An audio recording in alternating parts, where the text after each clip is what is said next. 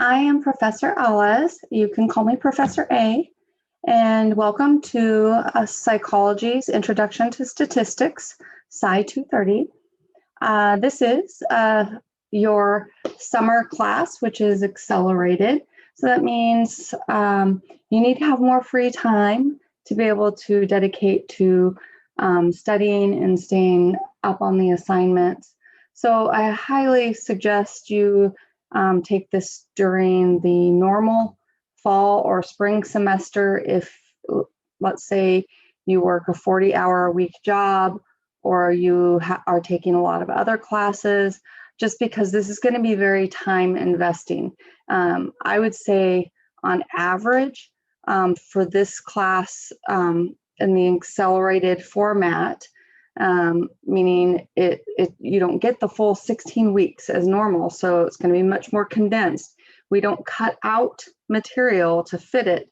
It just means there's material is introduced quicker and you have to learn it quicker. So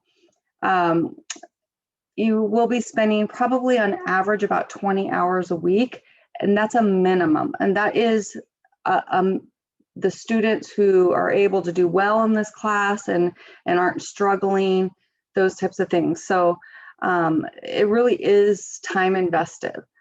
This is not a class that I ever recommend you falling behind on. So missing assignments is extremely detrimental, because every assignment prepares you for the next assignments.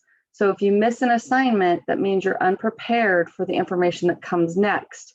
And so it means you don't have all the tools.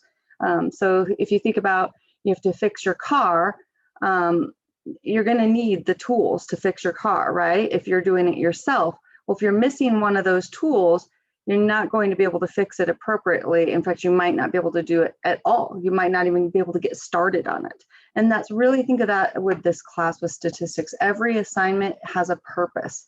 It's not just busy work.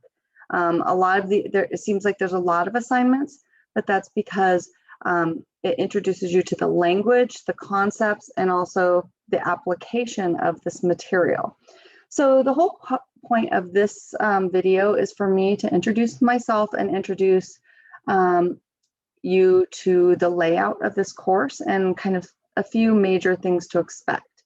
So as you can see, I'm presenting the Canvas page for this course, and you might see, like on your computer, just what you're seeing right here. But remember, always to look to the right and see if there's this bar on the right. There's a lot more information. You have to scroll down.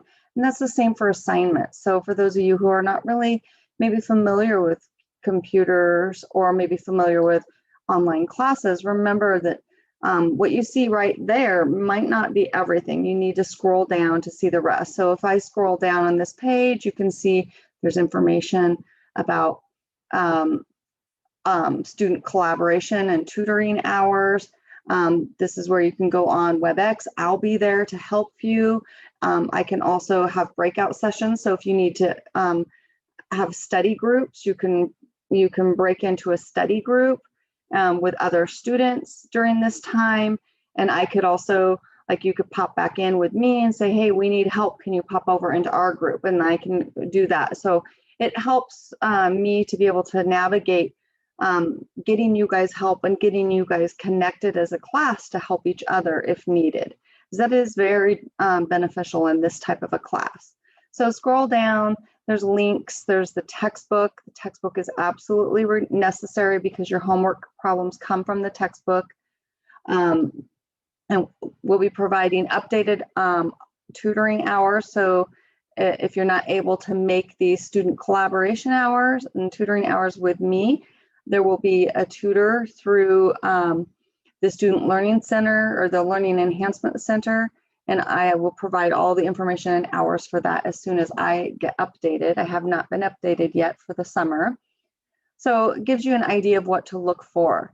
The syllabus, you have everything on the syllabus is here. For all the information, plus you can download it as a document so you can have it filed away, especially if you're taking this course as a requirement and maybe you are planning to attend another college or university. You might want to have that syllabus in hard copy so that you can have it to show the other colleges what you did in this class, because sometimes they'll want to know what kind of things did you cover. Modules is kind of your go-to place, because this is where you're going to find everything you need. This first getting started module is all information for you. So if you click course resources, this gives you kind of an update of all this information, plus that's where you'll find this overview video, which you also are getting through the announcement. Then there's information like about Respondus Lockdown Browser, which is required for this class with the exams. It's necessary. You cannot use a Chromebook with Respondus Lockdown Browser. It does not work. So you may want to go on campus and use the computers that we have available on campus if you are only working from a Chromebook just for your exams. So if this is something that you're going to need to do and you don't know where to find that information, please email me and I'm happy to get you the information needed. Go make sure you're reading the instructions very carefully for getting this information. There's resources again for the textbook. And there's lots of other information. Go through this, read it carefully. There's a little welcome survey that's going to give you 1 point extra credit. It always benefits. It just gives you, get some feedback from you of how you're feeling about the course, those types of things. Then I have it broke down by the weeks. Now, technically, this says it's a 7-week course, but in actuality, it looks more like an 8-week course, because what they're doing is they're doing 7 weeks based on 7 days in a week, rather than the holidays and those types of things. So if you'll notice, I have it as basically 8 weeks, because I have week 7 and then the final week. So for example, week 1, at the beginning of every module, you'll see there's learning objectives. There's presentations, videos, and study resources. So for this first week, you're going to be focusing on chapter 1 and 2. So if you click on here, this is very useful, because here's the exam 1 study guide, because the exam is going to be on chapter 1 and 2.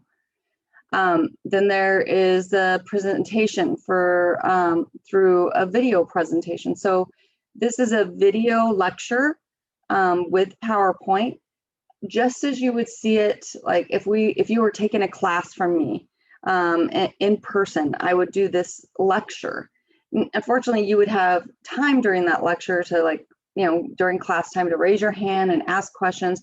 You don't have that during this, but it's on a YouTube video, so you can pause it. And if you have a question, you can write the question down and then email it to me and I can help you. Or you can rewind enough times to be able to kind of figure it out. Or, you have time to pause and review things over and over again. And then I have little videos related to every major concept in the class. And these are really important to review, because I go through things step by step with you so that you can see how it's done and follow along and practice with me. So for every chapter, I do this. Every single chapter, you'll see this. And this is kind of the first thing that you should do. Like we always say, oh, make sure to read the chapter before coming to class. Well, you should read the chapter, but you should also go through these learning objectives and videos and review them before doing the work. It will help prepare you. Then I have what is called active engagement assignments or active engagement activities. So this first one is just a class discussion. So there's questions that you'll answer, and then you'll give feedback to some of your classmates, or maybe if your classmate maybe understood something wrong and you think you understand it better, or maybe they got the information wrong, you can say, hey, Jane Smith, actually Professor A said in the video, this is the requirement. I think you might want to review that. This is a good time for you to show support to your classmates and help them through some navigating and being successful in the course in a nice way, obviously, in a nice way.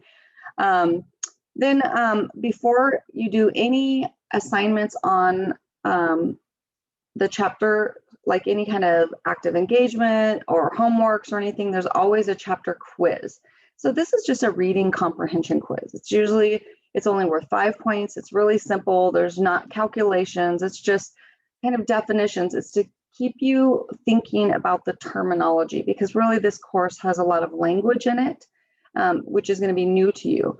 There's also math and equations, but the language sometimes can be a hindrance. So this helps give you practice on that language and the terminology.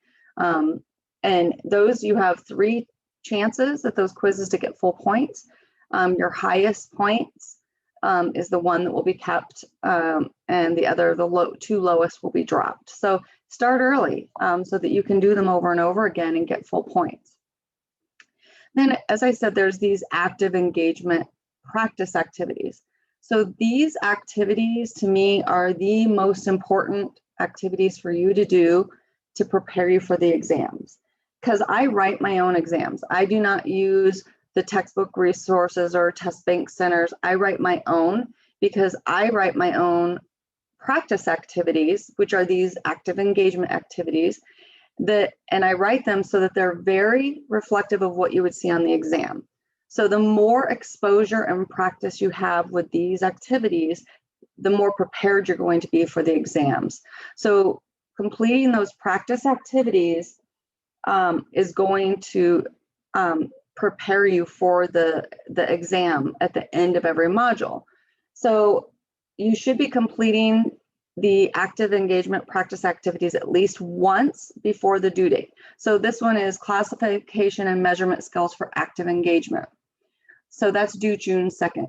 I would start doing that as soon as possible, because what happens is some of these are set up where you can get feedback right away and know what you've got wrong, and you can go back and do it again over and over as many times as you want until you get full points. So I would start those, make sure you turn in at least 1 before the due date, but even after the due date, these are open for you to keep going back in and practicing from. So you can practice and keep resubmitting these active engagement assignments as many times as needed until you understand it and get all points, so that you could be better prepared for the exam. So it doesn't really help you if you do it and you only get 1 out of 5 points, and you just go, well, I missed 4 points on that, and you move on and you never look at it again, because then you're really not learning what you did wrong so that you can get it right on the exam. And that's what the purpose of these are for, is these are going to get you prepared for the exam. So do them as many times as necessary. I try very hard to get in there and grade them as fast as possible. So even if that means this is your 5th time doing an active engagement, I'm still going to try to get in there and do it as fast as possible so you can get feedback and know where you're getting wrong, what you're getting right, what you're getting wrong. It'll help you in the end. So usually there's these practice activities. So you'll have 2, you'll have 1 on the 2nd and then 1 on the 3rd due, but that doesn't mean that they're done, one and done. It's not like the quizzes. After June 2nd at 11:59 p.m. it closes and you can't do it ever again. These active engagement practice activities are available for you to keep doing and keep trying to get as many points as possible and understand it until the exam in that module, or for that module exam. So basically, the week 1, any of these active engagements are available until June 7th when you take your first exam. So they're related to chapter 1 and 2. You can keep practicing and practicing until then. So these are just ways for you to do better. You just memorizing terms on flashcards is only beneficial to a certain extent. Is what you need to do is be able to apply this information, and that's really the key of those practice activities. So those are really, to me, the best preparation for exams, and you can do them as many times as necessary before the exam that they're related to. So yeah, this class moves fast. Your first exam is on June 7th, which is in week 2, at the beginning of week 2. And then you'll be starting on chapter 3 and 4. So this class, this will be the first time, because this semester, that I've actually created more exams on less material, because these online classes, it seems to be difficult for students to stay engaged, to learn. I used to do chapters 1 through 4 was one big exam. I've broke it up into 2 exams so that you can learn smaller chunks. And then in the end, you're able to drop one of the exams, the lowest exam. So if you'll notice here, if I click into the syllabus, if you scroll to where I'm talking about exams, maybe. Here, I'll find it. So read through carefully.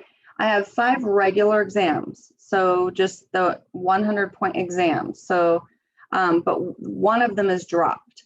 So this should alleviate you ever needing a makeup exam. So let's say you get really sick, but you don't have a doctor's note, which truthfully, unless you're admitted into the hospital, and you absolutely can't take the exam, a doctor's note will not get you out of it, because especially the fact that you're taking an exam online, even when you're sick, because I know when I'm sick, I can grade online and I can do my work online because I'm at home, I'm not exposing other people, I might not feel great, but I'm still doing it. And that's kind of what is expected. Unless you're in the hospital, you can't have a makeup exam, and you have to have that makeup exam within a week. So that's one of the reasons why there's one exam dropped. And then the final exam is worth 150 points. So I would suggest not missing an exam, because these exams are going to prepare you for the final exam, and then you get more practice. But sometimes we just aren't feeling great and we bomb an exam. Well, that's why there's one of them dropped for you, so that it will help alleviate that stress of, oh man, I really messed up on this one exam, and this is going to impact my grade too much. Well, I'm trying to alleviate that stress for you a little bit by giving you 5 exams and dropping 1. One thing that you really need to be very aware of is that really there's only 4 labs in this class. And so instead of me having a separate lab Canvas course, it's all kind of meshed into this PSY230, but you do need to be registered for PSY231 with me, because you'll get 2 separate grades. But whatever your grade is in this PSY230 is going to be your grade in PSY231, which is a 1-credit course. So if you'll notice, lab 1 is not due until week 3, but that is because it's going to be time consuming. You're going to want to make sure to look ahead and see, oh, okay, when is the first lab due, and start it early. So you're going to probably want to start lab 1 at the end of week 1, and then just go back and keep doing a little bit more, because it will be time consuming. You'll be using programs that you're not used to. You might run into problems. You do not want to start this at the last minute, because if I get an email saying I can't get PSPP, the software that you're going to need to work, and it's due June 14th, and you email me on June 14th at 9 p.m. and it's due at 11:59, that is not giving me enough time to help you resolve it and for you to complete it. Because at 9 p.m., I'm not working at 9 p.m. So that means I'm not actually getting the information until the next day.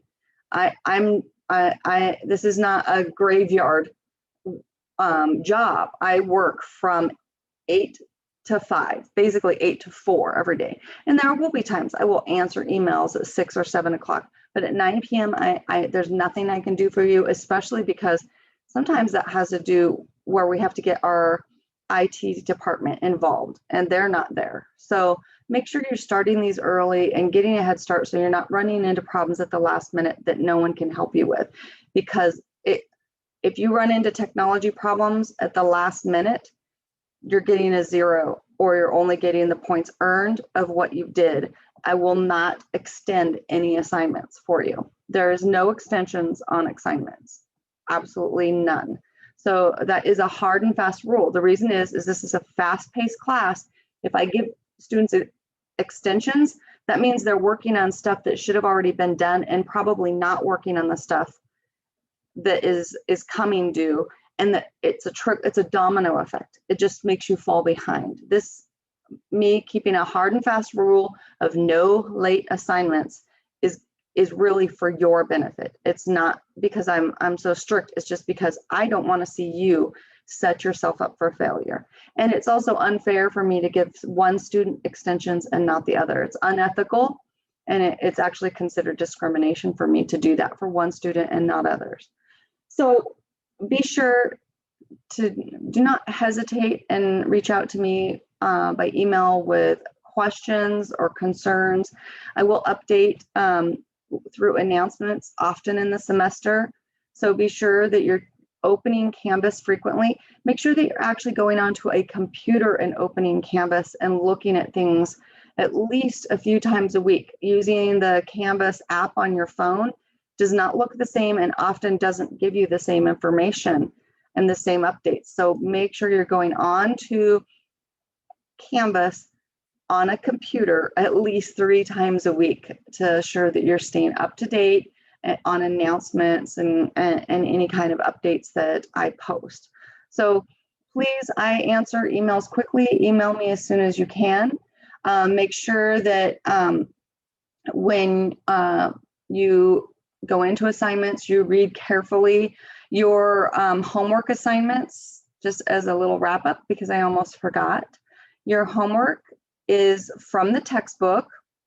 And if you'll notice, I have the homework problems listed in the assignment, plus I also have them on the syllabus.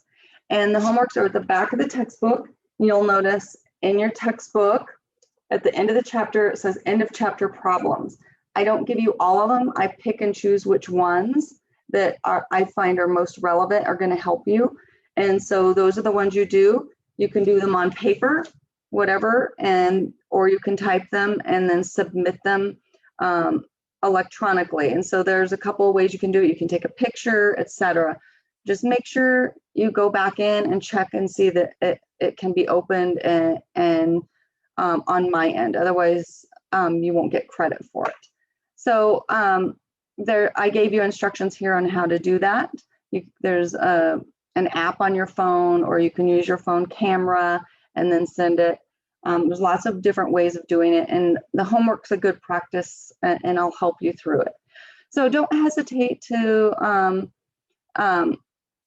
send me questions via email. I'm here to help you, and best of luck this semester. I look forward to getting to know you as a student over this very fast-paced summer statistics class. Thank you.